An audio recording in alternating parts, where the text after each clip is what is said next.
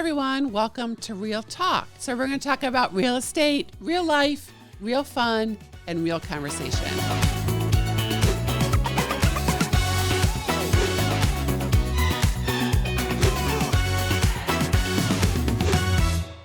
So I'm joined here today with Matthew Petriello, who is our preferred attorney in Wayne, New Jersey, and also Ritchie and Movilla back in the podcast. All right, hey. Yes, hey. All right, so today we're going to talk a little about fun memories and also some real estate. Sure. So let's get started with attorney review. So you have two agents here and an attorney. How important do you think it is for us as agents to get out of attorney review quickly, Matthew? Well, first and foremost, thank you, of course, for having me and having me today, of course. So I think I might have a different answer than most of my colleagues on this, in that I put a disproportionate amount of emphasis on attorney review. Yeah. I truly think that having the terms laid out expeditiously and correctly benefits all parties throughout the entire transaction.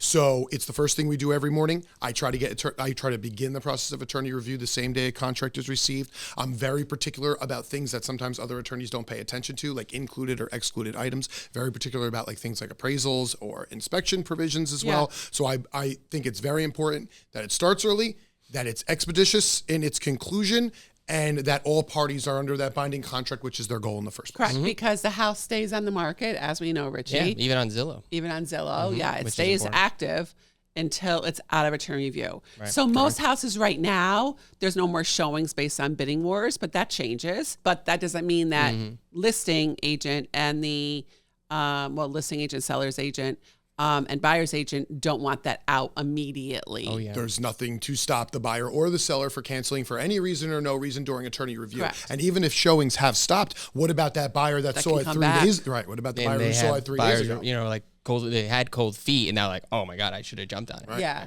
Because they can't find anything so else. Richie, what's your opinion of attorney review? So I always tell my clients, I'm like, listen, you have to take the time to make sure attorney review is done correctly so that you're protected lawfully.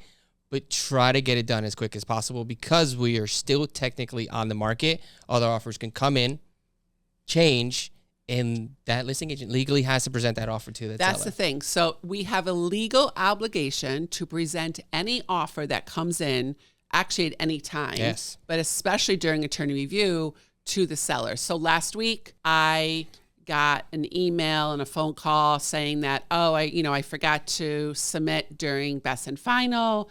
I'm sending in my offer.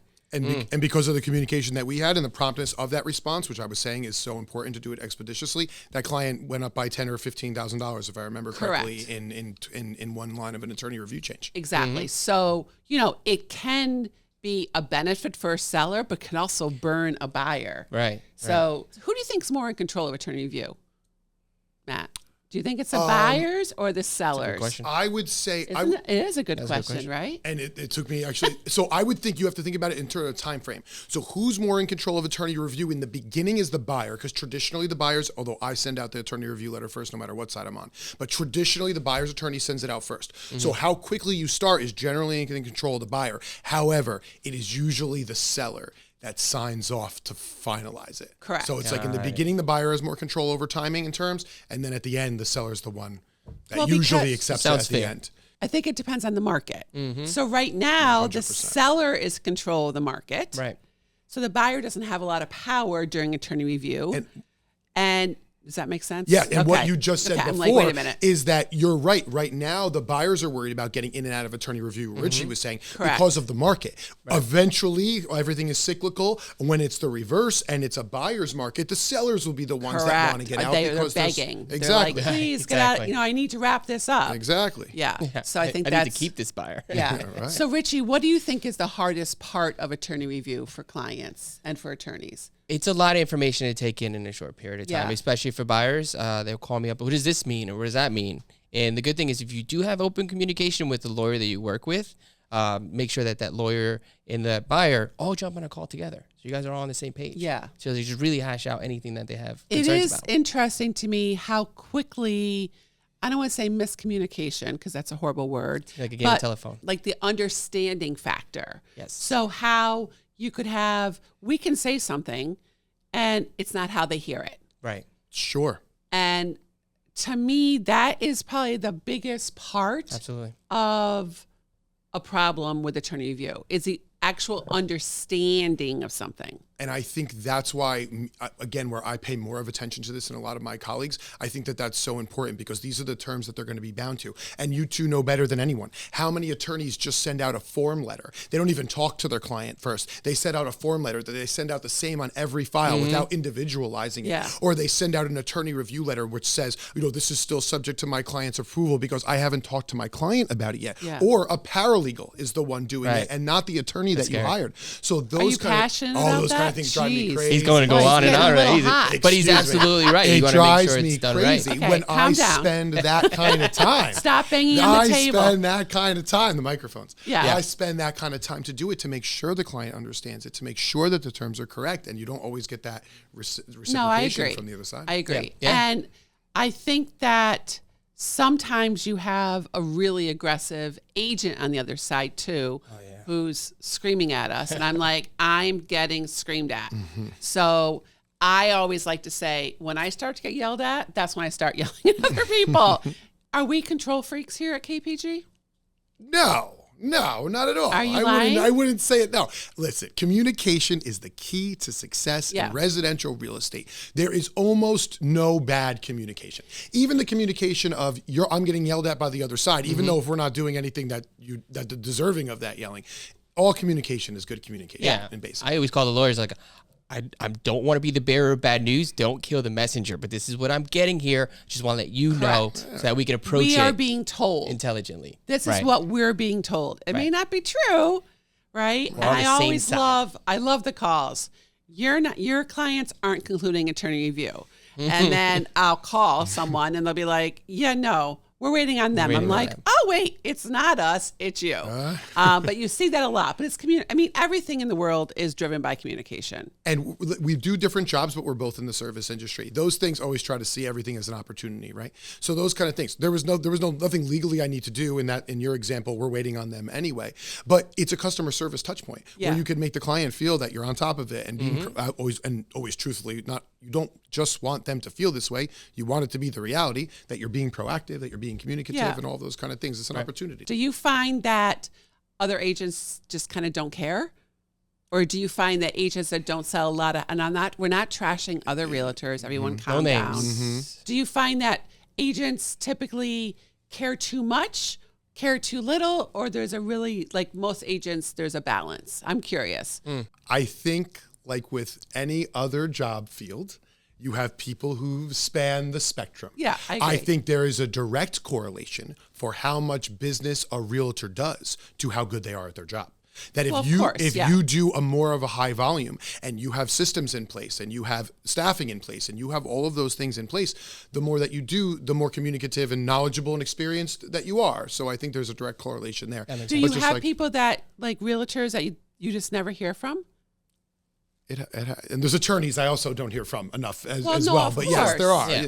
No, I'm not trashing. There certainly are. I'm really curious. I'm not trashing other realtors. There certainly are. Yeah, where sometimes you'll get a deal sent to you, and in a state like New Jersey, where it's an attorney state, and then they pass it off, and they feel like they've actually just passed it off, and like I'll see you at the closing. Yeah. I mean, that does happen. Well, Ritchie, I always tell my team, and once again, this isn't a bad thing, I don't think, that with attorney review letters, with home inspection issues, I get involved when there's a problem. Right.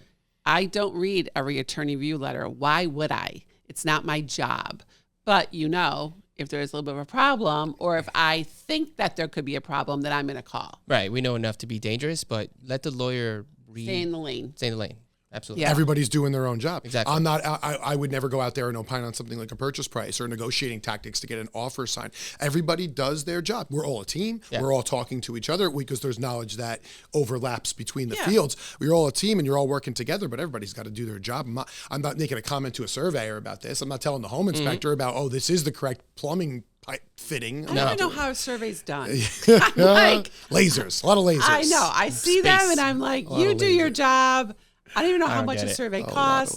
I know nothing about surveys. So, yeah. So let's talk about walkthroughs. Okay. I've been on some disaster. I mean, I've sold almost 1,800 homes. So that's something I'm really proud of, but it's also a lot of walkthroughs. So walkthrough issues.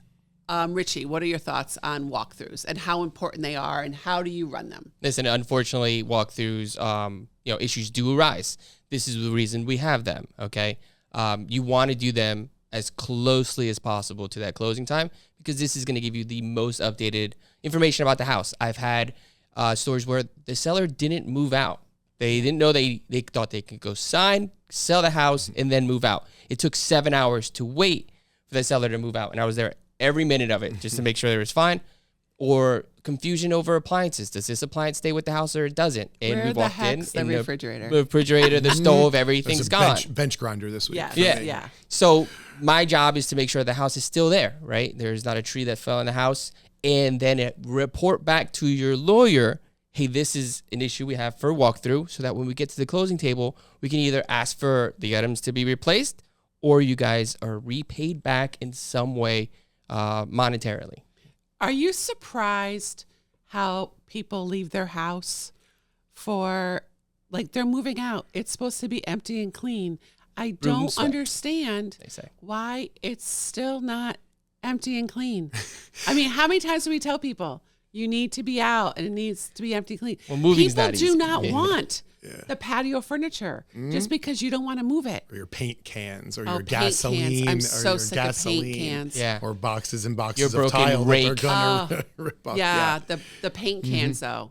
Yeah, the paint. Everybody's got 35 paint cans. We have in their it house. actually in our closing emails. Oh yeah, remove the for our buyers, to our because sellers. it's hazardous materials. You can't just throw them in the garbage. Right, So yeah. it's like a No, whole but the hassle. thing is though, like, I'm so sick of paint cans. Yeah. So what do you think is the best way for a buyer or agent? So two different categories. What do you think the best way for a buyer to handle a walkthrough? I think that what Ritchie said is correct. You do want to do it as close as possible to closing without affecting the timing of the closing and all the organization that Be on goes time for around that. closing. Be on time for closing, but do it as quick as near to that as possible. One, because it is your last look. Because when you buy that house and that deed is transferred, you now own it and every issue that may arise after that. So you want to do it as close as possible to it. It also, doing it as close as possible gives the seller the maximum amount of time to get out of there. So I think all of that is important. If there's going to be a walkthrough issue, you want to get the information to me as quickly as possible because there's a start of a negotiation and everything's going to take time. Right. In addition, one thing that's a little bit unique about my office is that we do our own closings in-house.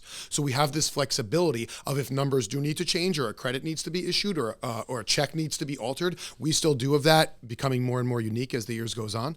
We still do all of that in-house and can make those last second right there on the table modifications where a lot of attorneys who use settlement can't do that anymore. You get delayed to the next day. Yeah, the whole time. So how we work a problem, right, Ritchie, is Professional. photos. Professionally, yes. Yeah, you have a phone on you. You Take have a phone. If you're a buyer or you're an agent, I mean, first of all, we're all very trained. Yes. You know, you mentioned systems earlier, and we do have systems that if there's a problem at walkthrough, everyone knows. Video, photos, alert the attorney. Right. Also, And if you don't have photos of the problem, you have like, oh, there's still stuff in the attic. Okay, well, Right. the seller's like, there's one box. No, there's a king size. We've had Bedroom a king set, size yeah. mattress I had that, yeah. in an attic. I don't even know how it got up there. don't be afraid to tell a listing agent too, right? Yes, so you it's be a teamwork. transparent. It's a teamwork. Let the seller know we're not pulling tricks out of our sleeve. There's an issue. How can we handle it? Yeah. 100%. And on the flip side too, with the seller side, that proactive communication when you guys are on the listing side, and us too, when we have sellers, the proactive communication of this is your closing date. We've let you know in advance. And I just want to remind you that you must be out prior to closing. You even want to be out prior to their walkthrough. Yes. So you want to make sure you're out by this time on this day. And if you tell them that enough days in advance, that usually helps too. Yeah. Well, I can remember pulling up to houses, which we've all been through this, and the whole entire house is on the front lawn. Oh yeah. You know, they've Oh, emptied it's the trash. house. We threw it out. They emptied the house, but it's all over the property. So like all the couches, all the beds, all the boxes are on the front lawn. It's in my attorney review letter that's Then not you allowed. buy the house and the Yeah. town finds you for having trash in yeah. the front. Right. Yeah. Who- Well, where's no, that these fund are going? like not trash. This is like Ready to move? they're packing the trucks, so they're out, but Final they're on the moments. front line. Yeah, garbage is a problem. That's what I actually thought you were Garbage talking is- about. yeah, I have garbage. that in my attorney review letter that on the curb is not disposal, must be removed from the property. Yeah. Because that happens. Oh yeah, we had the dresser and the king size bed. And They're coming it's in broom tomorrow. clean condition. The house is empty.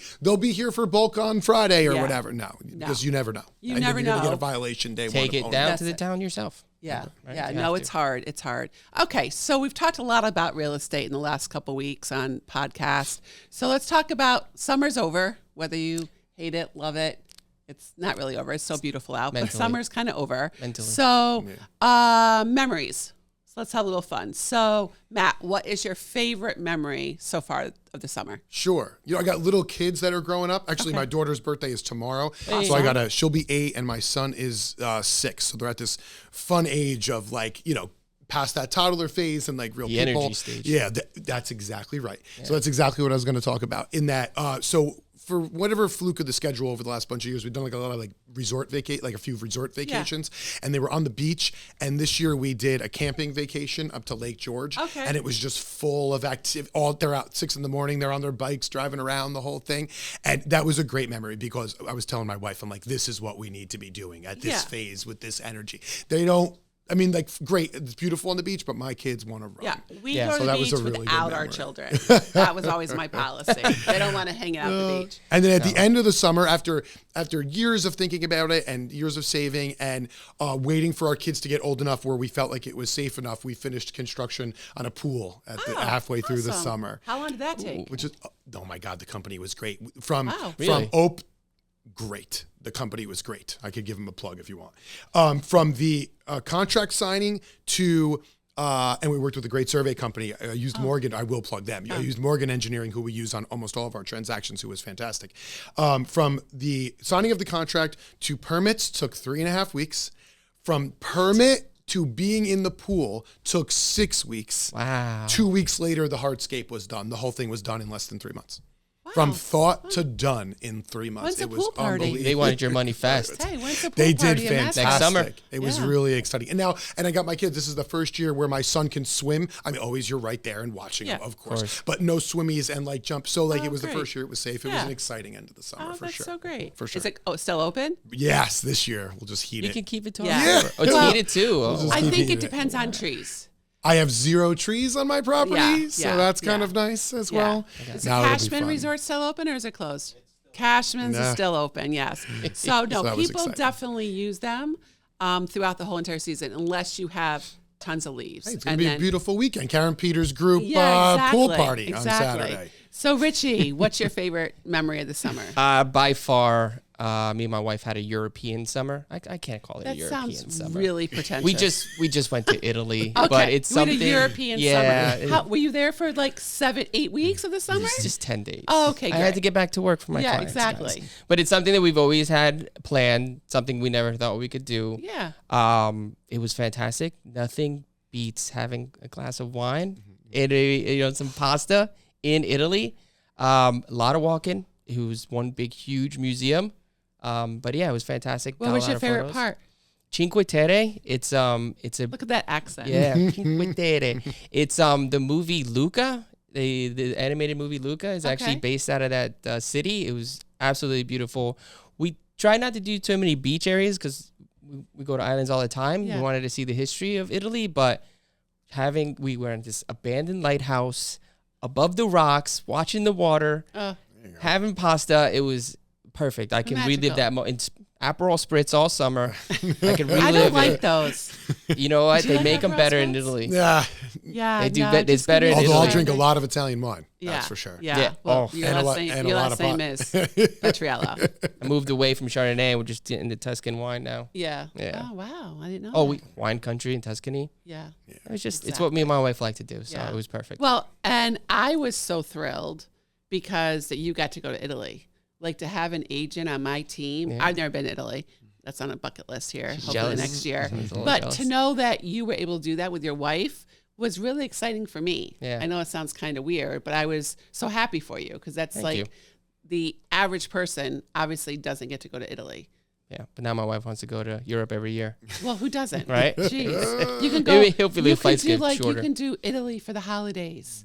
And next time you can say, oh, instead of a summer in Europe. We're wintering. Yeah, we're wintering. In the Alps. That's it. Exactly. And one big museum was a good way to put it. I actually felt it's a huge museum. Yes, it's a beautiful way to put it. Yeah. That's what it felt like. Yeah, I really want to go, but I want to do a relaxing. Take it nice and slow first. Yeah. Yeah. Oh, yeah. Yeah. Please.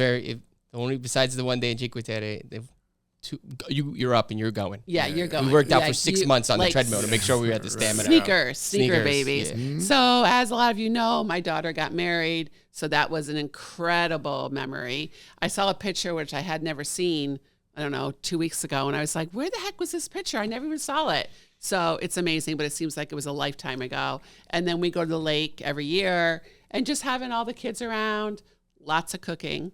I was like, I think it's not relaxing, but you know what? It's family, it's fun, and that's what it's all about. That's why we work so hard. The wedding looked amazing. The wedding was amazing. Yes, it was really, really fun. So that was great. Awesome. Anything else that you loved this summer? Weather was nice to us this summer, I think. It was quick, though. Yeah, other than August with the rain and a lot of ruined weekends in August. It's like the first summer. Really? Yeah, I felt that way. A lot of ruined weekends with the rain in August, which the last few years, the weekends have been perfect. Yeah, you're right. So August had Labor some Day rain. was raining. August had some Labor rain. Day. Just August, but had some rain on the weekends. Are you always like one of these, like, I'm okay, it's over with summer? I am a change of seasons guy because I do like the winter, so I am a change of seasons guy. You like winter? I do. Well, I ski and I played hockey my whole life. Oh, so winters was like one of my most athletic. Still younger. That's why you like winter. One of my most athletic seasons.